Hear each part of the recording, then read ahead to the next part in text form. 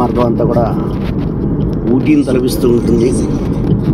ఊటీలో కూడా ఇంతలా మంచు ఉంటుందో లేదో తెలియదు, కానీ ఇంచలకోన క్షేత్రంలో మంచుతో కప్పేసింది మొత్తం. ఈ దారిలో వచ్చేవాళ్ళంతా కూడా జాగ్రత్తగా రండి, మలుపులు ఎక్కువగా ఉంటాయి. వేగంగా రాకండి, స్లోగా రండి.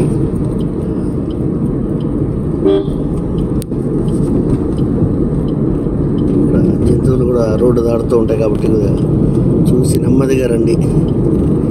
ఈ 7 కిలోమీటర్లు కూడా కొద్దిగా జాగ్రత్తగా రండి. బోనుపల్లి పెంచలపాన మార్గంలో కొంచెం రోడ్డు పక్కన చూసుకుంటూ వస్తూ ఉండండి.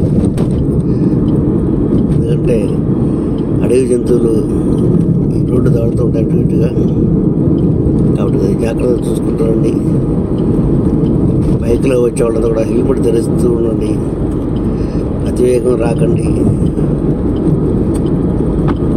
పెంచలకోన క్షేత్రంలో ఎంటర్ అయ్యాము. ఇప్పుడే మంచుతో కప్పేసింది.